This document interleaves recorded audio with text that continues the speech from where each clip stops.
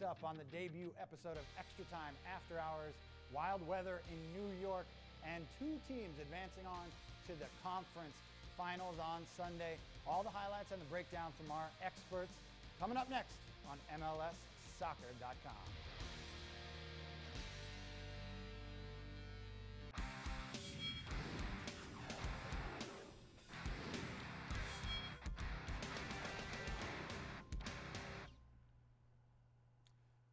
Greetings, and welcome to this debut episode of Extra Time After Hours on MLSsoccer.com. If you're a regular listener to the podcast, you know these guys. Simon Borg and Jason Segini. I'm Nick Furshaw, inching close to 2 a.m. here on the East Coast, but it's worth it, guys. We stayed up late for everybody out there. 3 games on the docket in the Conference Semifinals in MLS. Tonight, before we get going here, though, I want to let everybody know you can tweet your questions and comments about tonight's games at Extra Time Radio. Let's get into it. The biggest headlines from tonight's games, guys. The 2 top teams in the playoffs are both going home. What do you think? Yeah, I mean, it's crazy. I had said last year when this format started that I didn't think the knockout teams could advance past this semifinal because, first off, they had to play the extra game in the midweek. Then they're playing the number 1 team in the conference. To me, it didn't make any sense. I didn't ever see it happening. Tonight, we saw it happen twice. That's out the window. You're focusing on the knockout teams. I'll focus on the fact that the number 1 seeds, they weren't just number 1 seeds. These were by far, San Jose and Kansas City, the best teams in MLS throughout the regular season. And for some reason, the value, the quality they showed over an entire regular season doesn't come through in the playoffs. Do they have enough of an edge given to the number 1 seed in the playoffs? That's going to be a big question. But more than anything, the competitive integrity of the league season. What is it about? What are we rewarding here? That, to me, is all in disarray and in confusion. Simon, I think you're overreacting a little here. Last year, we saw the best team in the regular season go on and win MLS Cup. The LA Galaxy did it. Just because 2 1 seeds go down, it's bound to happen at some point in the playoffs. You can't just panic and be like, oh, the playoffs have to go away. What do you want to do? Do you want to just say, hey, you were really good during the regular season, so you just walk through the playoffs. We don't have to play the games. You have to play the games, and you have to show up. And San Jose didn't show up. That's the issue. Well, here's a stat for you. 3 of the past 4 years, the Supporter Shield winner has not gone on to win the MLS Cup. You mentioned it, the LA Galaxy able to do it last year, but you go back to some of those underdog teams that got in right at the end. Real Salt Lake, the Colorado Rapids, maybe this year a team like the Houston Dynamo. Big winners, we'll get to them later. But let's start with the Western Conference, where the Supporter Shield winners, San Jose Earthquakes, at home against the LA Galaxy in the second leg. Seemed like a great advantage. 1-0 after that first game out at the Home Depot Center. Everything looked good on paper for the Quakes coming home. They hadn't lost there all season, but I got to say, quickly, right off the get-go, things went off the rails a little bit for the San Jose Earthquakes, and you look no further than this injury to Victor Bernardes, who went down early, had to be taken out. We saw Iko Para come in. That's not the guy necessarily you want. It went off the rails from there. Yeah, Victor Bernardes is a player that came into this game with a knee injury. Then they forced to make an early substitution here. Took a little wind out of their sails, but I wouldn't put everything on this substitution. To me, it's the fact that better quality and the cream rises, and in the LA Galaxy and in all their goals, you saw absolute quality beginning with the Robbie Keane goals. What I will say, though, about the Victor Bernardes injury, when Victor Bernardes is out there for San Jose, there's a little bit of a confidence. He cleans up everything in the back. He's like the bodyguard for the team. I mean, Lenhart and Gordon, they play a physical game, but there's something about when Bernardes is in there, the confidence that they have, and when he left, it was gone. Jason, he could have been sent off after 10 minutes. Let's be honest, okay? So all this confidence, and he cleans up. Yeah, he almost cleaned up in a way where he almost got sent off. And he's an intimidator. That's all part of it. That's the fact. They lost him. Iko Para came in. You look at that first goal that Robbie Keane scored. It's Iko Para backing off of him.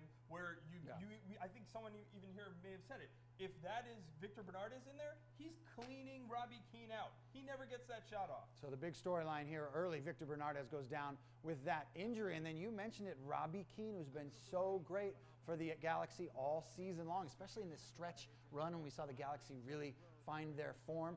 Robbie Keane comes up with the big goals in this one. He gets the first one, puts him up 1-0. That ties the series right there. Then, before you even knew it, Robbie Keane had a second one. Landon Donovan got the setup very nicely. A guy who everybody's talking about Landon Donovan's going to retire. Landon Donovan's going to retire. Check out this play here. This is Landon Donovan's play. Donovan and Keene running off each other. Look at that ball to Keene, and he makes the step and converts. That's quality. That really put a dent into San Jose's hopes, and you already sense that maybe they started giving up a little, because the third goal, there was some defending that wasn't happening for San Jose, and we're going to see it. Mike McGee gets a chance to put it away, and he should have been covered on this goal. Yeah, this is a second assist of the night for Landon Donovan. Jay, what happens here? Yeah, I mean, they fall asleep on the throne. It was almost like you were watching a boxing match, and after that second goal, San Jose was all in a daze, and they were just getting pummeled by the Galaxy. This is a play that when San Jose is on, they are defending it. They are going with their runners. They're moving. They're winning that ball, and it just wasn't happening. They were out of it at that point.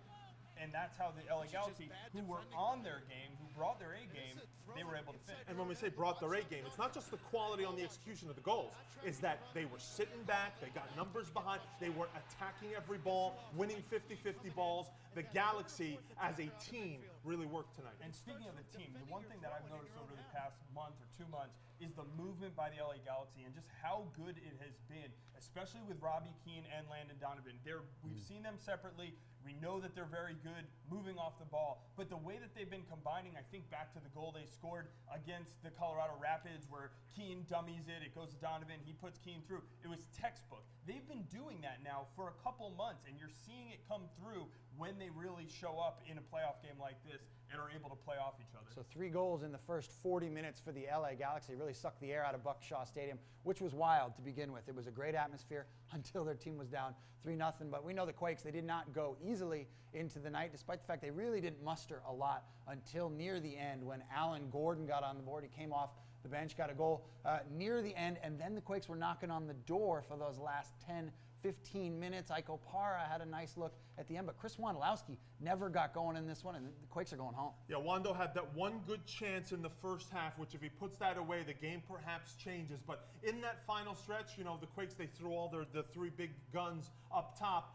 but you saw a guy like Omar Gonzalez and Tommy Meyer, the rookie center back, really come up big.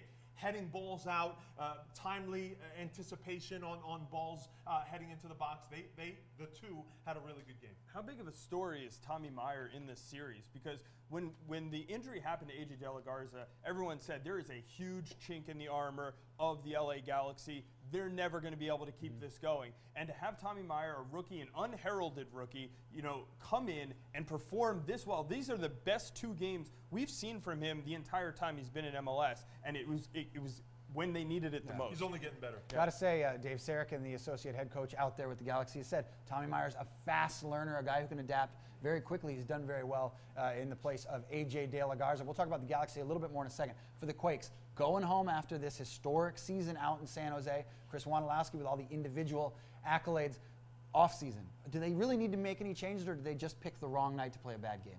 No, I think that this was a magical season, Nick. I think this season had a lot of good fortune, good karma, the stoppage time goals. I don't know that we'll see San Jose be able to replicate what they did this year. I think what they need to upgrade the overall quality of the team. What does that mean? What do you mean?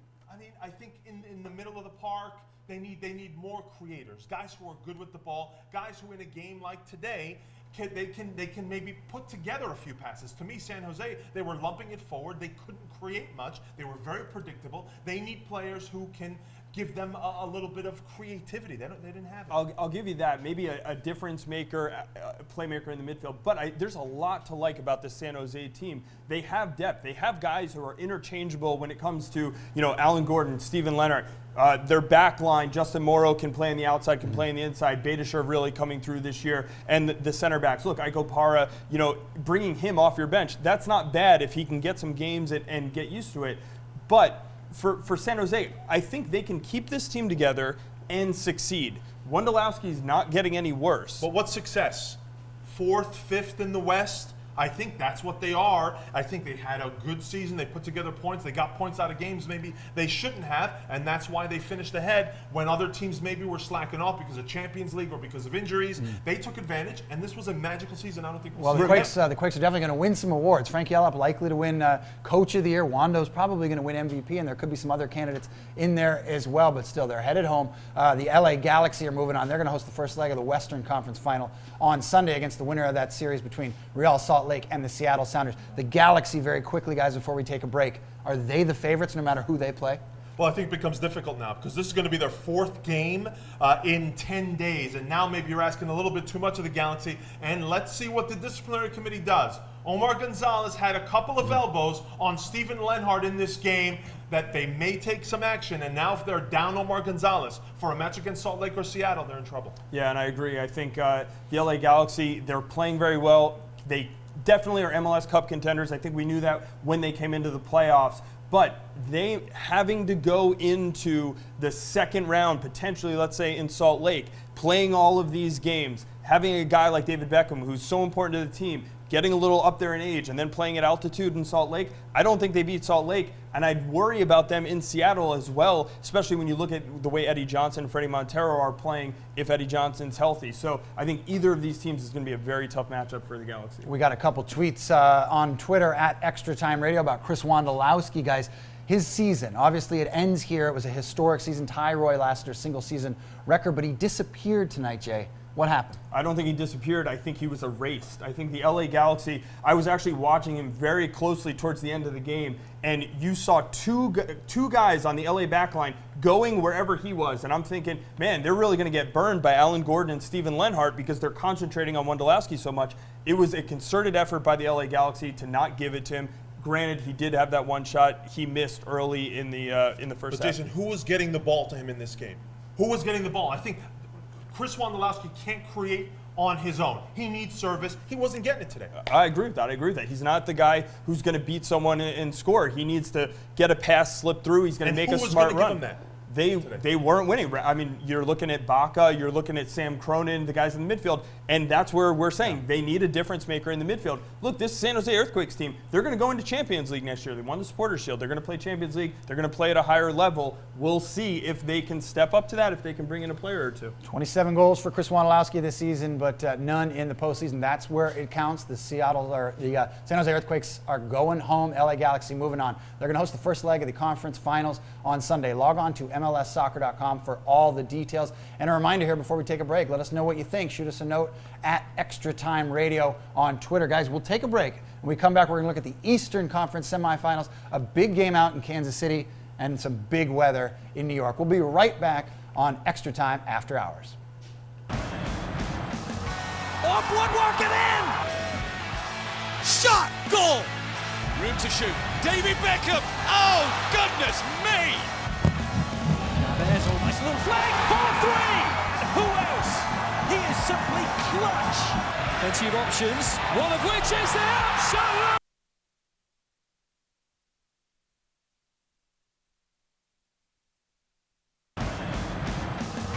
Off one, work it in! Shot, goal! Room to shoot. David Beckham. Oh, goodness me! Now there's almost a little flag. 4-3! And who else? He is simply clutch. Plenty of options, one of which is the absolute.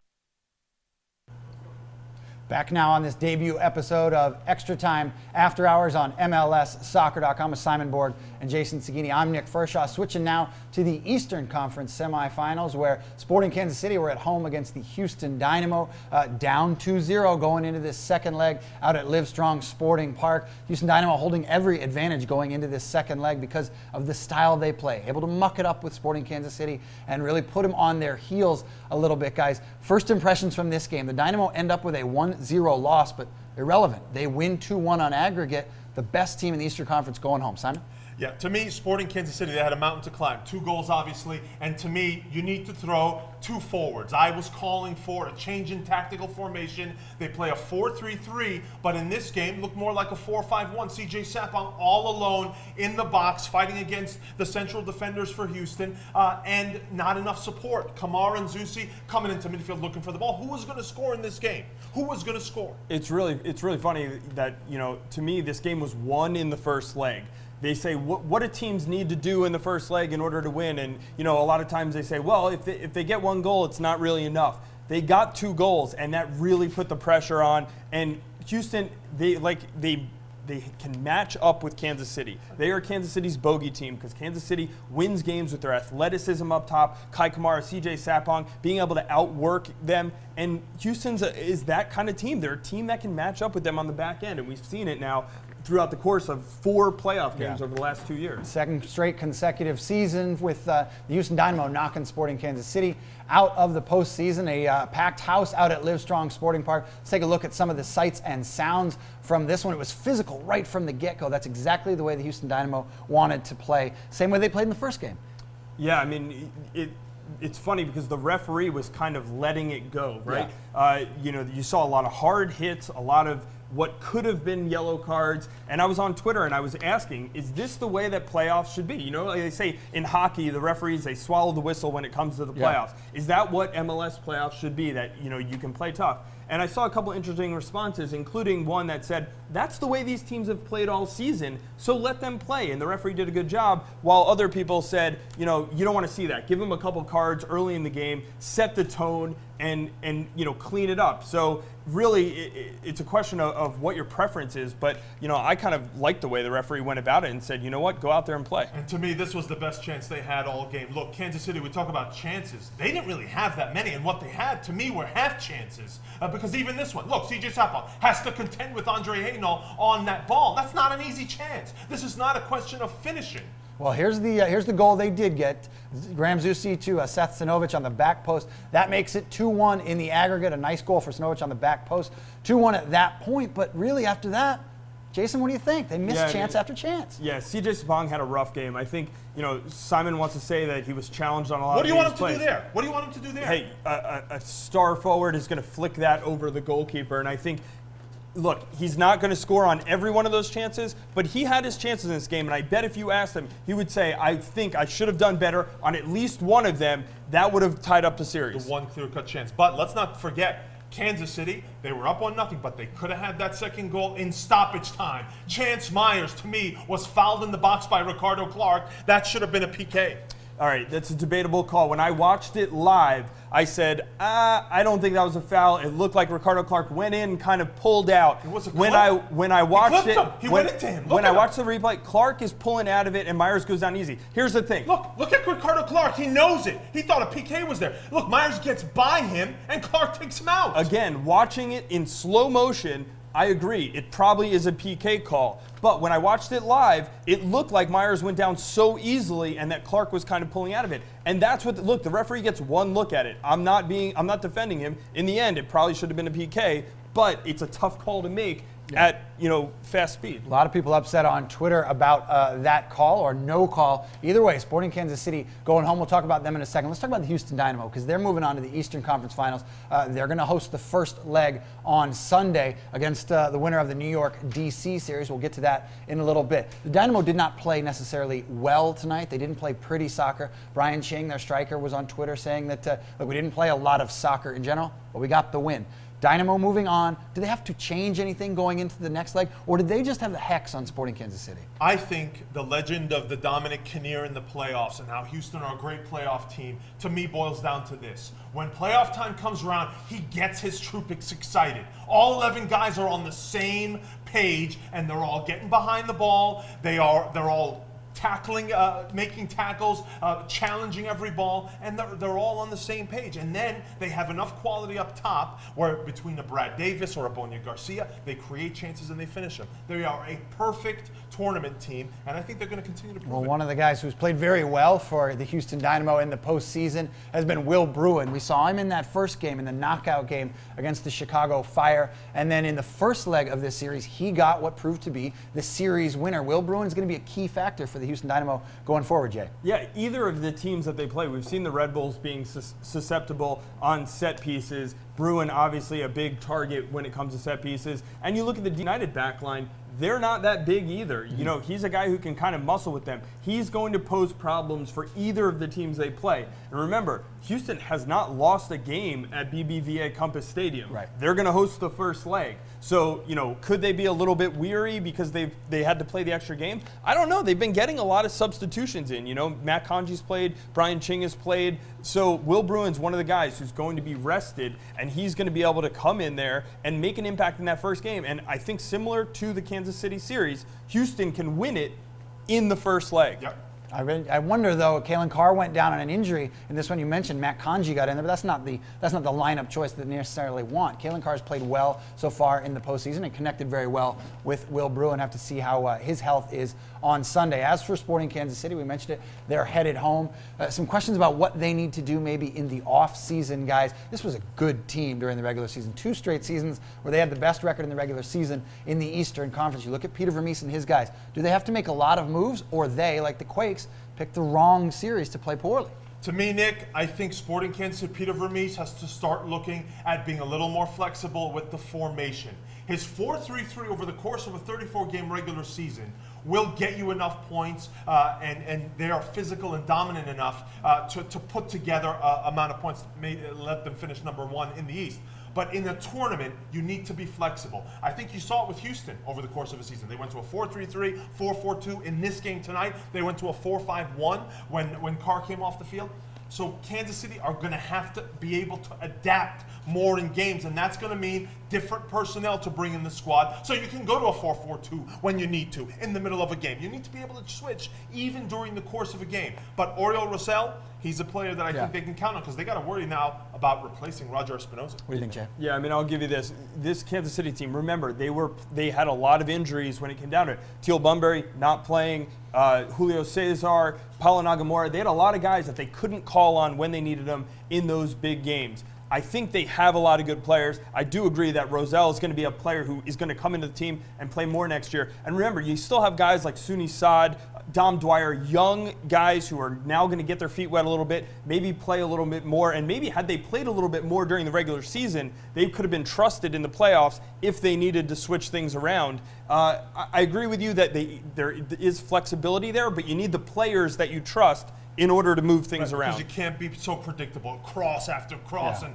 Houston handling it so easy. You got to have a little more variety. You think if they played any other team in the first round of the playoffs, they would have gone through. It's just that Houston matches up to that type of play so well. Well, all eyes now on the Houston Dynamo. They're going to host the first leg of the conference final on Sunday, 4 p.m. Eastern on the NBC Sports Network. Who are they going to play? We don't know. We thought we would know by Wednesday night. The New York Red Bulls and DC United on the other half of the bracket. That I-95 rivalry was sort of thrown on its head, guys, by Hurricane Sandy last week. They ended up in a 1-1 draw at RFK Stadium, so a wash in that one. Turned out to be a wash in this one on Wednesday night as well. Anybody who woke up on the East Coast on Wednesday found out that a nor'easter was headed our way, and it definitely arrived right around kickoff out at Red Bull Arena in Harrison, New Jersey. The sights were really impressive, the images that we saw from Red Bull Arena. Lots of snow, lots of people with shovels doing their best, quite honestly, at Red Bull Arena. Both teams showed up, more than 700 fans from DC United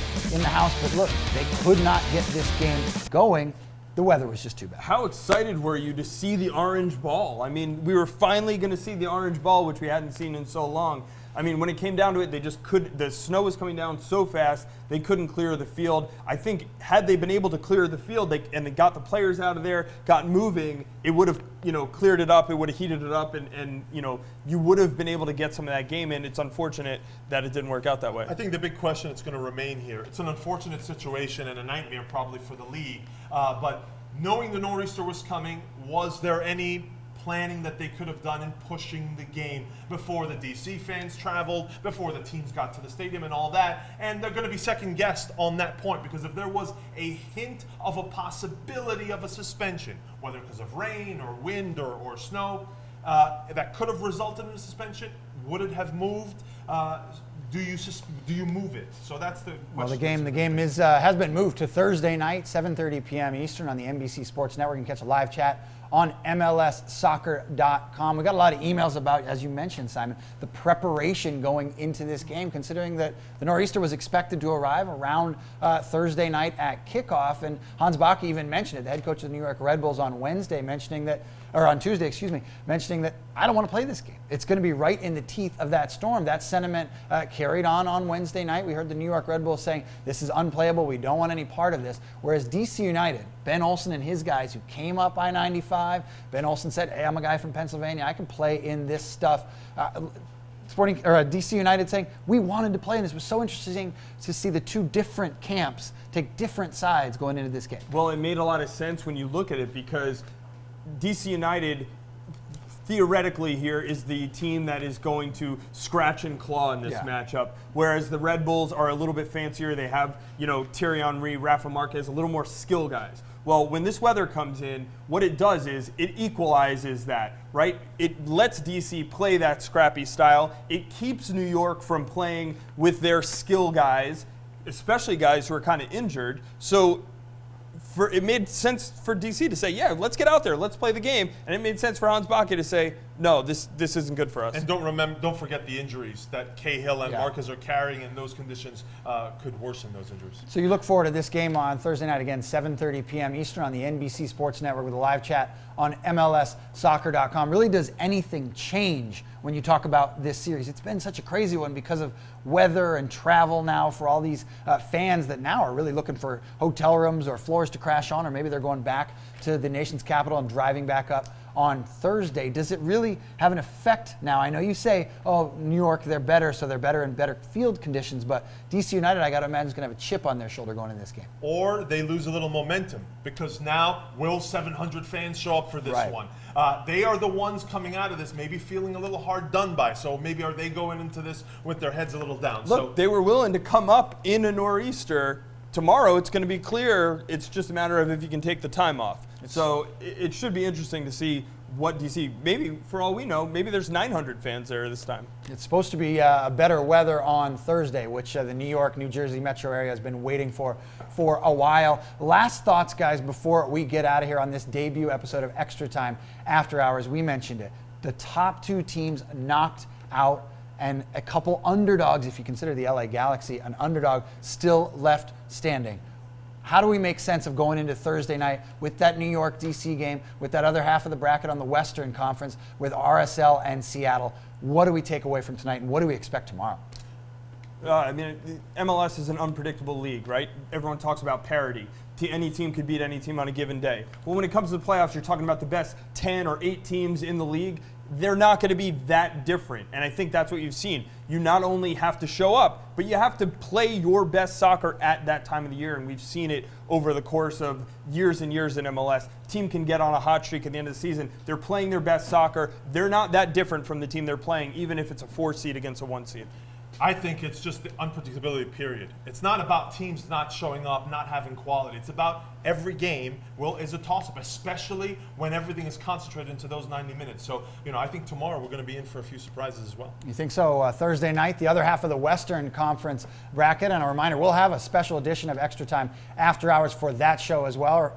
Real Salt Lake at home against the Seattle Sounders, 10 p.m. Eastern on the NBC Sports Network. Log on to MLSsoccer.com for complete coverage of that one. 0-0 going into this second leg. This series has been great. This rivalry is great. RSL at home, Jay, Rio Tinto, do they have the edge? Let's hope that the unpredictability in this game is that we see goals, because what's become predictable for Seattle and Salt Lake when they play is a stalemate. They're both very good teams. They play exciting games. I mean, we've seen some of the most exciting games played between these two teams, even without a lot of goals scored. But let's hope that they get some goals and one team scores early, forcing it to be a more open game. Dare we make some predictions on this one? Real Salt Lake and Seattle, Simon? Yeah, absolutely. Start I'll give with you a prediction. Salt Lake is going to take this game for me, because Seattle, there's something going on with Mauro Rosales and Eddie Johnson. Yeah. Eddie Johnson back in training, but I don't know that they're at their best for this game, and I think Salt Lake has the edge. Jay? I'm going with Seattle scratch out a 1-0 lead. Salt Lake, a lot of trouble scoring. Seattle's defense has played well, and I think Eddie Johnson maybe is the difference maker, running behind, scrapping a goal. Well, definitely some injury issues and some lineup decisions for both teams. You can log on to MLSsoccer.com to get the latest news from both camps. We've got our guys on the ground out there in Salt Lake City, and we'll have them back out at Red Bull Arena. We'll send them back out into the snow on Thursday With a night. shovel? Yeah, maybe they'll bring a shovel on this one for New York and DC on Thursday night. I want to thank everybody for sticking with us here on this debut episode. Had some technical difficulties. We'll get them sorted out by Thursday night for our second edition of Extra Time After Hours. That does it for us. It's about 2 in the morning, so I think we're going to wrap it up here on the East Coast. For the guys, Simon Borg, Jason Seguini, I'm Nick Fershaw. Extra Time After Hours. We'll see you again tomorrow night.